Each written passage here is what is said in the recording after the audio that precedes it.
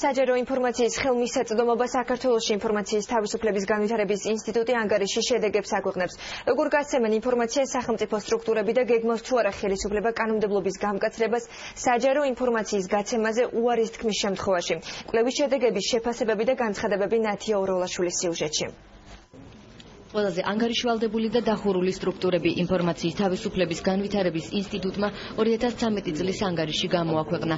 რამდენიმე სახელმწიფო უწყებას გახსნილობისთვის სპეციალური სიგელი გადაეცა. დასახელდა ის უწყებებიც, რომელთაგან საჯარო ინფორმაციის მიღება დღემდე რთულია.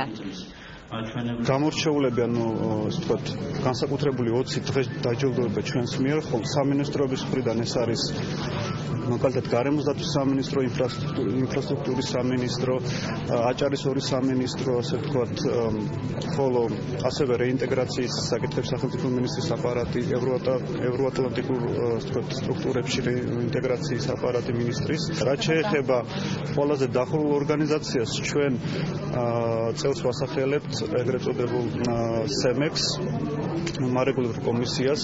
ღონისძიებას, რომელიც პრემიერ-მინისტრმა გახსნა, მინისტრთა კაბინეტის წევრები, დეპუტატები და არასამთავრობო სექტორის წარმომადგენლები ესწრებოდნენ. ბიძინა ივანიშვილმა კოალიცია ქართული ოცნების გამჭვირვალე მუშაობაზე საუბრისას ყოფილი ხელისუფლება გაიხსენა და აღნიშნა, რომ ნაციონალური მოძრაობის მმართველობისას ასობით დოკუმენტს გრიფი საიდუმლო ედებოდა, რაც მათზე წვდომას ზღუდავდა. ერთ-ერთ მაგალითად პრემიერმა ტელეკომპანია იმედთან დაკავშირებული შეთანხმება დაასახელა. თქონდა ნახოთ ხელმოწერა სახელმწიფო ჩინოვნიკსა და ოჯახის წევრებს შორის რაზეა შეთანხმება, მეუფლებაც არ ამაქვს, დღეს ეს გავახმაურო. და ახლა პრეზიდენტს აქვს გაზამვლი, რატომღაც დიდი პაუზა აიღო. მეორე ნაწილი ისეთი გრიფი ადევს საიდუმლო, სანამ საქართველოს სახელმწიფო იარსებებს, არავის არ აქვს უფლება იმის მოხსნის.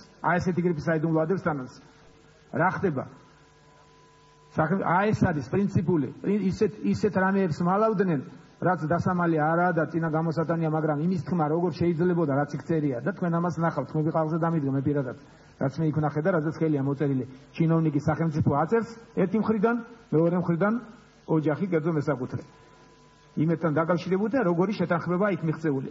პრემიერ-მინისტრს დღეს გამართულ ღონისძიებაზე ინფორმაცია მიაწოდეს იმ სტატიის შესახებაც, რომელიც გაზეთ ბათუმელებში გამოქვეყნდა და ბათუმობის დღესასწაულზე გაწეულ ხარჯებს ეხებოდა. სტატიას აჭარის უმაღლესი საბჭოს თანამშრომლის მხრიდან შეურაცხმყოფელი განცხადებები მოჰყვა. ეს იყო საკმაოდ მრავალისხმომცველი სტატია.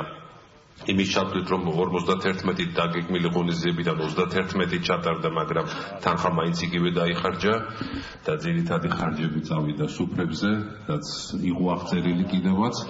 მაგრამ ეს კიდევ იმდენად არ არის პრობლემური, რამდენად პრობლემური აღმოჩნდა გუშინ საჯარო სივრცეში, როგორც სოციალურ ქსელებში, ისე მედიაში.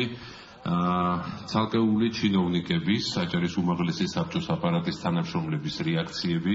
რეაგირება უკვე იყო აჭარის მთავრობისგან, ჯერ დისციპლინურზე არ, მაგრამ მივიდნენ წარმომადგენლები იქ პრესკაფეში, ბოდიში მოიხადეს ჟურნალისტებთან, თქვენს რო ეს არ არის მთავრობის პოზიცია და რომ ამას ექნება გაგრძელება. საკითხი არის ამოსაწევი და აი გვინდა ჩვენი კულტურა ცოტა დავხვეწოთ და შევიცვალოთ. მეც ძალიან ბევრი პრეზენტაციებს დავესწარი სხვადასხვა სამინისტროებში და ხმამაღლა უკმაყოფილება არ გამომითქვამს, რომ იქ სუფრებზე მიდის ძალიან დიდი თანხები და ეს მე მგონი არ არის შესაძლებლობაში დღევანდელობასთან.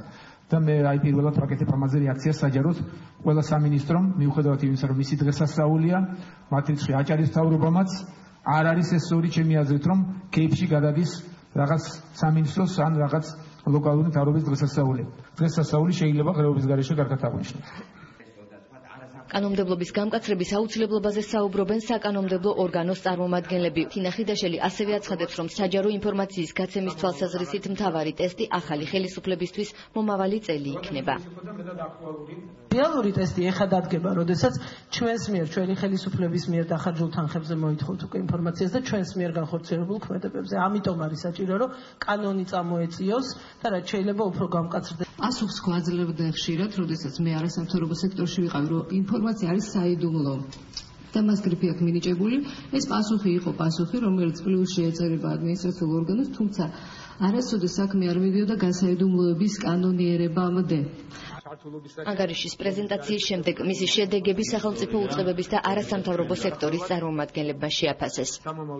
რომ ჩვენ ვართ ანგარიშვალდებული ხალხის, ანგარიშვალდებული მოქალაქეების წინაშე და საზოგადოებამ უნდა იცოდეს, რომ თითოეული თეთრი რომელიც თავდაცვის უწყებისთვის არის გამოყოფილი, ხმარდება ჯარისკაცს, ხმარდება მეომარს და ამ გზაზე რომ არასამთავრობო ორგანიზაციებმა დაინახეს, დააფასეს და სტიმული მოგცეს, ამისთვის დიდი მადლობა მინდა გადაუხადო. ძალიან ბევრი ინფორმაცია ვებგვერდზე დავდეთ, რაც ადრე არის და ეს არის დეტალური ბიუჯეტი, ეს არის დეტალური ანგარიშები, პრეზენტაციები, რასაც ჩვენ ყველაფერს ვაკეთებთ, არის ღია და საჯარო და გარდა ამისა რეაგირება ხდება ნებისმიერ შემოსულ განცხადებაზე. ჩვენ დღემდე 101 განცხადება გვაქვს მიღებული, საიდანაც დაუყოვნებლივ არის პასუხი გაცემული ყველა ძირითად მოთხოვნაზე, რასაც დამუშავება და დრო არ ჭირდებოდა. მინდა ჩვენი მონაცემებითაც დავადასტურო ის დადებითი ტენდენცია, რომ არჩევნების შემდეგ მკვეთრად გაუმჯობესდა საჯარო ინფორმაციის გაცემის რაოდენობა და ხარისხი, მათ შორის ისე მკვეთრად, რომ შედარებაც არ შეიძლება, ესეთი უკეთესი მდგომარეობა გვაქვს,